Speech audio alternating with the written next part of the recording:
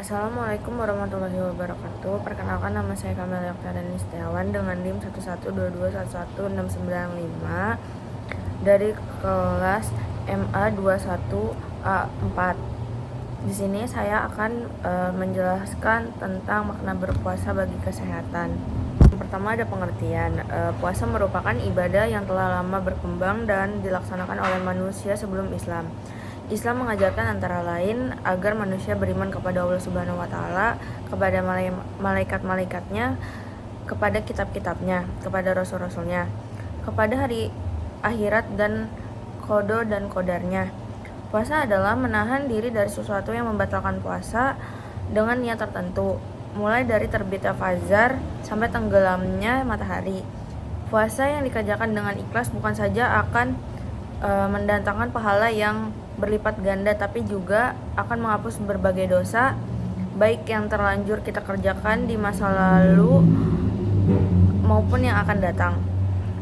Dari beberapa penelitian, berpuasa terbukti memberi kesempatan beristirahat bagi organ pencernaan termasuk sistem enzim maupun hormon. Dalam kegiatan tidak berpuasa, sistem pencernaan dalam perut terus aktif mencerna makanan hingga tak sempat beristirahat, sehingga dapat menyebabkan berbagai macam penyakit kulit, mencegah penuaan dan penyakit jantung. Puasa juga bisa mengangkat seseorang yang telah berkembang dalam maksiat menuju fitrahnya sebagai manusia itu sendiri. Selanjutnya ada makna berpuasa.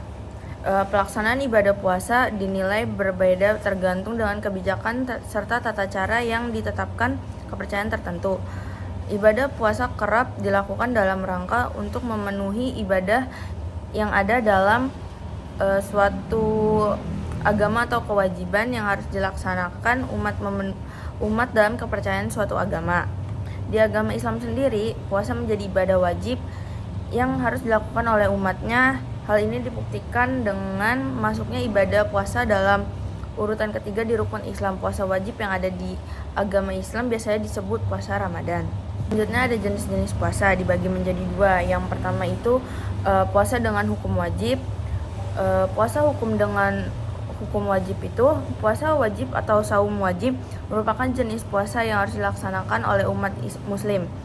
Apabila seseorang umat muslim berhasil melaksanakan puasa jenis ini, maka ia akan mendapat pahala. Sebaliknya, apabila seorang umat muslim tidak melaksanakan puasa jenis ini, maka ia akan mendapat dosa atau ganjaran. Berikut daftar puasa yang termasuk dalam puasa wajib. Yang pertama ada puasa wajib Ramadan, yang kedua puasa yang disebabkan karena bernazar, yang ketiga puasa denda atau kafarat, yang keempat ada puasa ganti atau qada. Selanjutnya yang kedua, puasa dengan hukum sunnah. Puasa sunnah atau saum sunnah merupakan jenis puasa yang apabila dikerjakan maka akan mendapat pahala, dan apabila tidak dikerjakan tidak mendapat dosa dan pahala. Yang termasuk dalam puasa sunnah itu, yang pertama ada puasa Senin Kamis setiap minggu, yang kedua puasa sunnah 6 hari yang dilaksanakan pada bulan Syawal kecuali saat hari raya Idul Fitri, yang ketiga puasa sunnah Arafah pada tanggal 9 Zulhijjah untuk umat muslim yang tidak melaksanakan ibadah haji. Yang keempat ada puasa Tarwiyah pada tanggal 8 Zulhijjah untuk umat muslim yang tidak melaksanakan ibadah haji. Yang kelima ada puasa Daud atau sehari puasa besoknya tidak. Puasa dilaksanakan untuk meneladani puasa memiliki Nabi Daud. Keempat itu ada syarat-syarat puasa. Yang pertama, syarat puasa dibagi menjadi dua. Yang pertama, syarat wajib puasa menurut syariat Islam. Ada beragama Islam dan menyembah Allah Subhanahu wa taala. Yang kedua, sudah balik atau sudah cukup umur.